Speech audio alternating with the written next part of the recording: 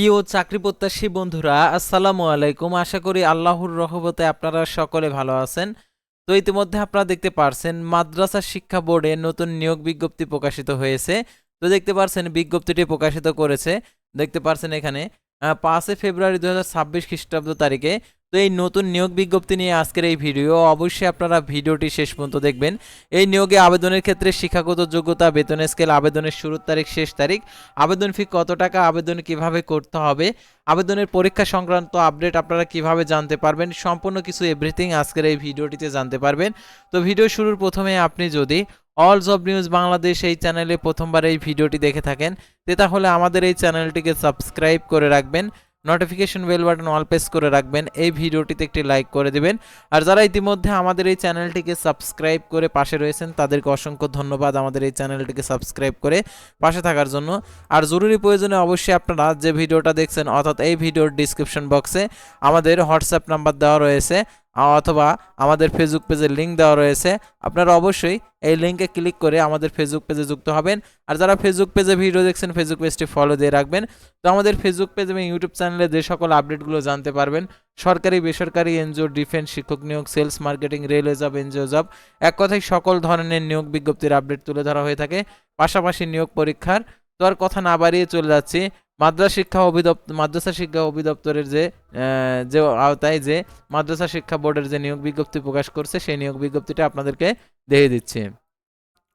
তো দেখতে পাচ্ছেন এখানে যে বাংলাদেশ মাদ্রাসা শিক্ষা বোর্ডের আঞ্চলিক কার্যালয়সমূহ নিম্নে বর্ণিত স্থায়ী শূন্য পদের বিপরীতে অস্থায়ী ভিত্তিতে বাংলাদেশি নাগরিকদের নিকট থেকে নির্ধারিত সময়ের মধ্যে, অর্থাৎ bmeb.teletalk.com ওয়েবসাইটের মাধ্যমে আবেদনের আহ্বান করা যাচ্ছে।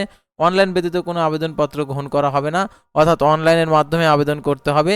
তো দেখতে পাচ্ছেন এখানে প্রথমে যে পদের নাম, পদের সংখ্যা, শিক্ষাগত যোগ্যতা, অভিজ্ঞতা। তো দেখতে পাচ্ছেন এখানে অফিস সহকারী কাম কম্পিউটার মুদ্রা অক্ষরিক 16তম গেট 9,300 টাকা থেকে 22,490 টাকা, পদের সংখ্যা 26টি।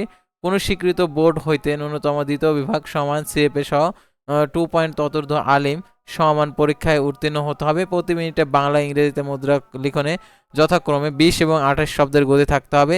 MS Word, MS Excel, PowerPoint, MS Access internet অভিজ্ঞ প্রার্থীদের ক্ষেত্রে অগ্রাধিকার দেওয়া হবে।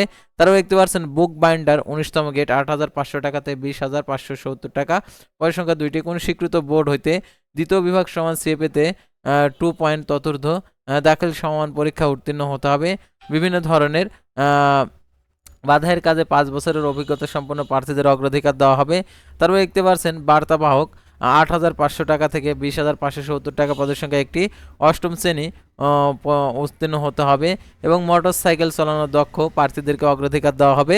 তারপর দেখতে পাচ্ছেন অফিস সহায়ক 20তম গ্রেড 8,250 টাকা থেকে 20,010 টাকা, এটা হচ্ছে অষ্টম শ্রেণী উত্তীর্ণ হতে হবে। তারপরে দেখতে পাচ্ছেন মালি 8,250 টাকা থেকে 20,010 টাকা, অষ্টম শ্রেণী উত্তীর্ণ হলে আবেদন করতে পারবেন। তারপর দেখতে পাচ্ছেন পরিচ্ছন্নতা কর্মী 20তম গেট 8,250 টাকা থেকে 20,010 টাকা, পদের সংখ্যা একটি, অষ্টম শ্রেণী উত্তীর্ণ হতে হবে। তো দেখতে পাচ্ছেন এখানে নিয়োগের ক্ষেত্রে সরকার প্রচলিত বিধিবিধান সর্বশেষ সংশোধনী অনুসরণ করা হবে। সকল প্রার্থীদের ক্ষেত্রে 8/2/2026 খ্রিস্টাব্দ তারিখে 18 থেকে 32 বছরের মধ্যে হতে হবে। বয়স প্রমাণের ক্ষেত্রে অ্যাফিডেভিট গ্রহণযোগ্য হবে না। সকল প্রার্থীদের ক্ষেত্রে বয়স প্রমাণের ক্ষেত্রে জন্ম সনদের ভেরিফাইড কপি দাখিল করতে হবে। এক জেলার বাসিন্দা অন্য জেলার বাসিন্দা হিসাবে আবেদন করতে পারবে না।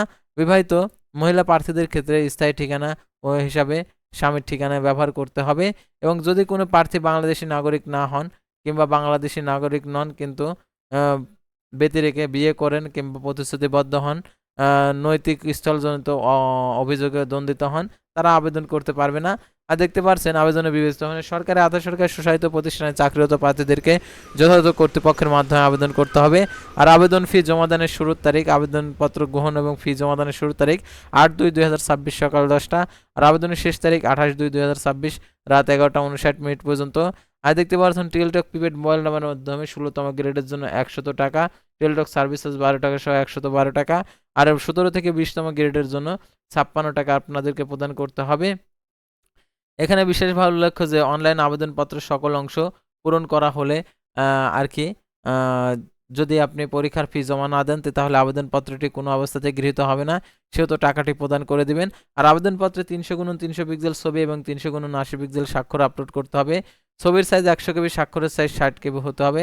আর অনলাইনের আবেদনপত্রর আর কি যে লিখিত পরীক্ষা উত্তীর্ণ হওয়ার পর মৌখিক পরীক্ষার সময় যে সকল কাগজপত্র আপনাদেরকে প্রদান করতে হবে এখানে দেওয়া রয়েছে।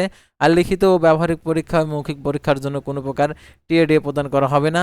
অনলাইনে পূরণকৃত আবেদনপত্রের কপি লাগবে। মৌখিক পরীক্ষার সময় 2 কপি পাসপোর্ট সাইজের রঙিন ছবি, শিক্ষাগত যোগ্যতার মূল সাময়িক সনদপত্রের কপি, জাতীয় পরিচয়পত্র, জন্ম সনদের কপি, অভিজ্ঞতার সনদের কপি, সংশ্লিষ্ট ইউনিয়ন পরিষদ চেয়ারম্যান, পৌরসভা, সিটি কর্পোরেশন, ওয়ার্ড কাউন্সিলর কর্তৃক প্রদত্ত নাগরিকত্ব সনদ, সরকারি আধা সরকারি স্বশাসিত প্রতিষ্ঠানে চাকরিরত প্রার্থীদেরকে কর্তৃপক্ষের মাধ্যমে আবেদন করতে হবে।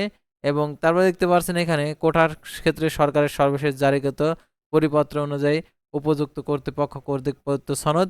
অসম্পূর্ণ ত্রুটিপূর্ণ আবেদনপত্র সরাসরি বাতিল বলে গণ্য হবে। যে কোনো তদবির প্রার্থীর অযোগ্যতা বলে বিবেচিত হবে। কোনো প্রার্থীর তথ্য গোপন করে চাকরি গ্রহণ করলে নিয়োগপত্র বাতিল সহ তার বিরুদ্ধে আইনানুগ ব্যবস্থা গ্রহণ করা হবে। তো দেখতে পাচ্ছেন আবেদনপত্রের নাম, পিতার নাম, মাতার নাম, জন্ম তারিখ, নিজ জেলা সহ সকল সনদে যেভাবে লেখা রয়েছে অনলাইনে সেভাবে আর কি পূরণ করতে হবে। আর এই নিয়োগের ক্ষেত্রে যদি আপনাদের আরও মন্তব্য থেকে থাকে অবশ্যই আপনারা কমেন্ট বক্সে লিখে জানাবেন। আর এই নিয়োগের টাকা কিভাবে আর কি প্রদান করতে হবে সেই টাকা প্রদানের পদ্ধতিটা দেওয়া রয়েছে, এই পদ্ধতিটা অনুসরণপূর্বক আপনারা টাকাটি প্রদান করবেন।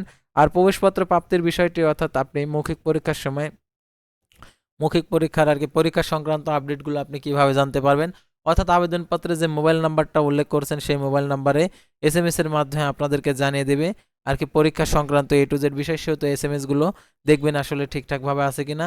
যদি SMS গুলো ঠিকঠাকভাবে এসে থাকে তাহলে আপনারা অবশ্যই সেই SMS এর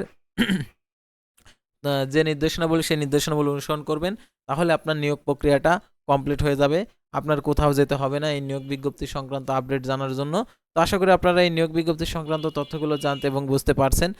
তো পরবর্তী ভিডিওতে আবারও কোনো নতুন জব সার্কুলার নিয়ে আপনাদের সামনে হাজির হব। সে পর্যন্ত সবাই ভালো থাকবেন, সুস্থ থাকবেন, আর অবশ্যই আমাদের এই চ্যানেলটিকে সাবস্ক্রাইব করে পাশে থাকবেন। আল্লাহ হাফেজ।